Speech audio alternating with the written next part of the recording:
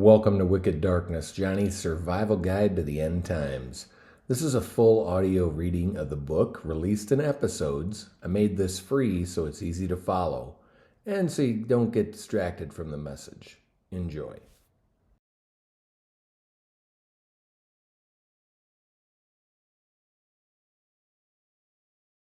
Wicked Darkness, Johnny's survival guide to the end times. Chapter 20 Part 1. Death dealer in a sparkling temple. Because ye have said, we have made a covenant with death, and with hell are we at agreement. Your covenant with death shall be disannulled, and your agreement with hell shall not stand. Isaiah 28:15-18. Warning. What's coming isn't peace, it's betrayal. Israel won't rebuild the temple for God, they'll rebuild it for a lie. And the Antichrist won't break in, he'll be invited, like a vampire into your house. The devil knows how to close a deal. Here's the truth.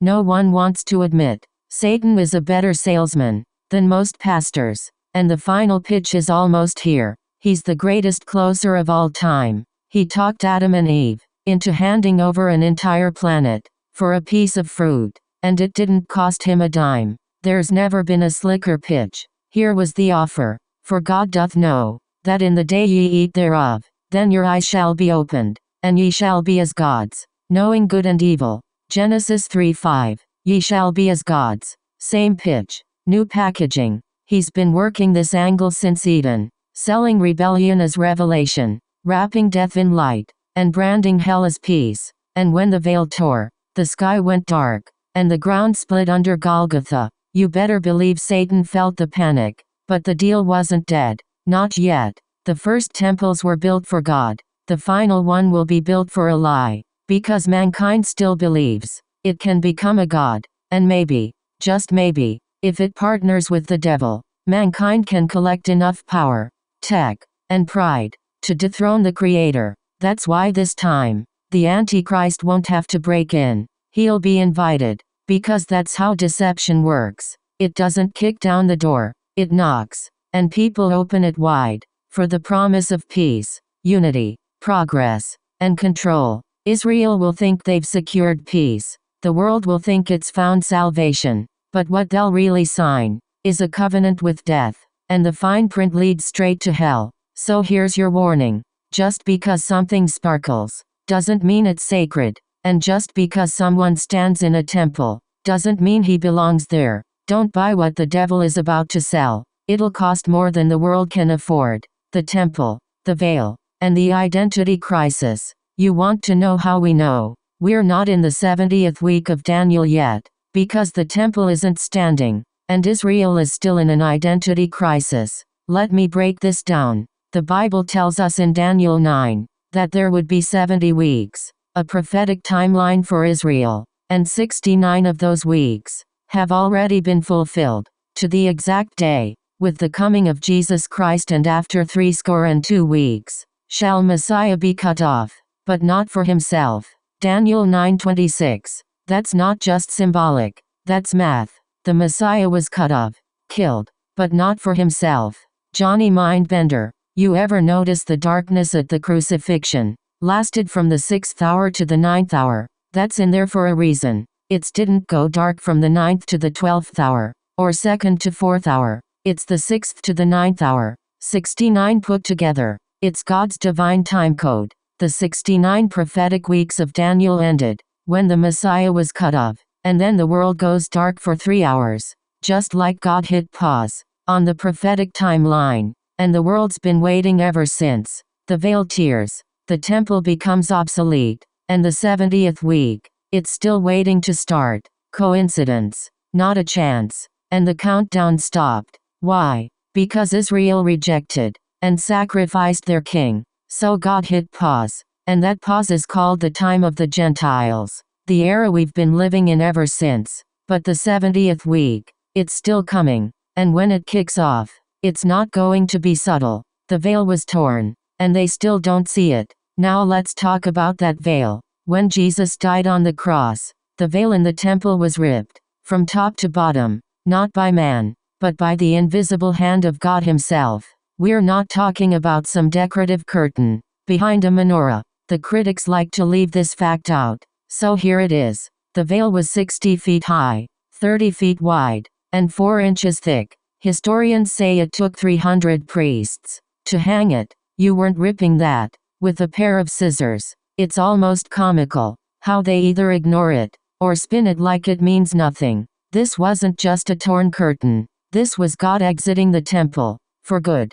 Jesus said, "It is finished." And behold, the veil of the temple was rent in twain, from the top to the bottom. Matthew 27:51. Why? Because the sacrifice was complete. Access to the Holy of Holies was no longer behind a curtain. It was through the blood of the Lamb. But here's the tragedy. They didn't accept it, and they haven't had a temple since. The last one, desecrated. The system, dismantled. The sacrifices, stopped. So how do you atone for sin? Without a temple, you don't. God set them up, and they don't even know it. If you step back and look at Israel's story, it's clear. God set them up, not for failure, but for the final act. Think about it. They've been scattered, enslaved, hated, targeted, mocked, hunted, from Egypt to Babylon, from Rome to Hitler, from crusades to modern jihads, and somehow, they're still here.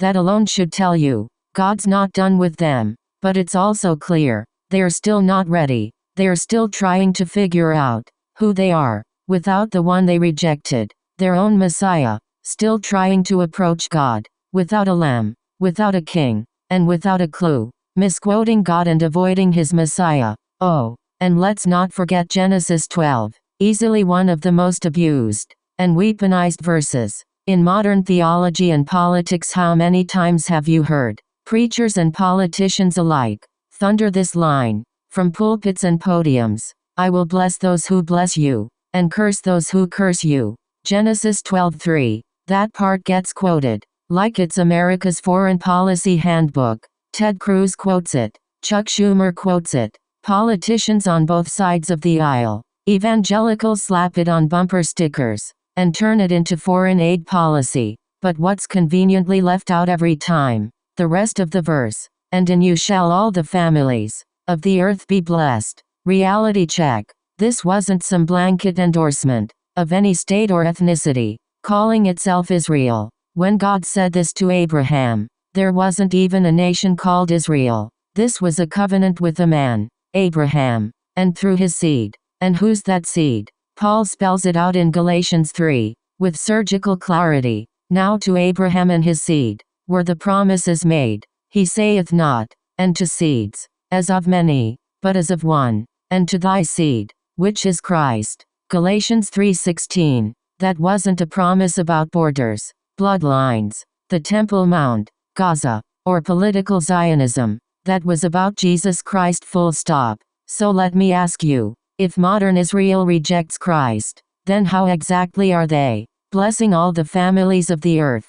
Answer: they're not, unless you're just delusional. Without Christ, the promise doesn't apply. The covenant isn't complete. The fulfillment is broken. Modern Judaism, dead works, empty rituals, a religion without a temple, without a priesthood, without atonement, a prehistoric religion. Islam, a false prophet, a false book, and a theology of submission, without salvation, the sword instead of the cross. So spare me the political propaganda. Are the Jews blessing the nations today? What exactly is that blessing? A return to a temple God abandoned 2,000 years ago, a religion that rejected their own king, and still denies him. Are the Arabs blessing the nations? Is Sharia law, jihad, oppression, and exporting terror a blessing? This isn't anti-Semitism or Islamophobia. This is reality. Without Christ, none of these claims work. You can't rip half a verse out of context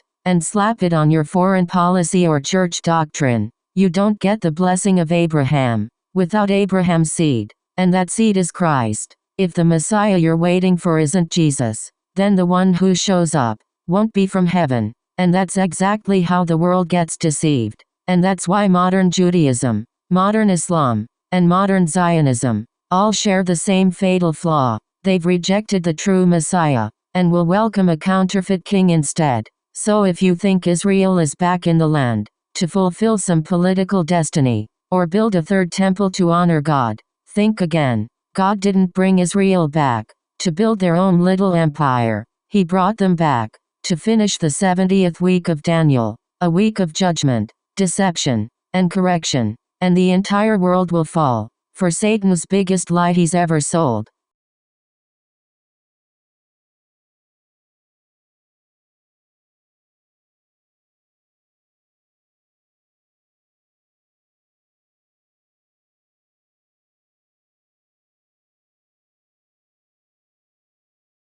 Hey, thanks for listening. You've just heard an episode of Wicked Darkness, Johnny's survival guide to the end times. If you want to read along or dive deeper, go to wickeddarkness.com. It's also available on Kindle and in paperback on Amazon. If this helped you, share it with someone who needs it, someone who's stressed, questioning things, or sensing that something in the world just isn't right, someone who can feel that something is off. Have them listen. Subscribe to follow the full series. It's free. People keep waiting for the wicked one to arrive. What they don't understand is this: he's already here. One quick thing before you go. If you'd like to earn some extra cash by promoting unique online advertising, go to freaksites.com or coolcarguy.com. It's free to apply, free to join, and once approved, you can get paid when someone buys a parking spot through your affiliate link. Freaksites.com is my network of cool advertising websites. Coolcarguy.com is my original venture for promoting cool cars. Thanks for listening.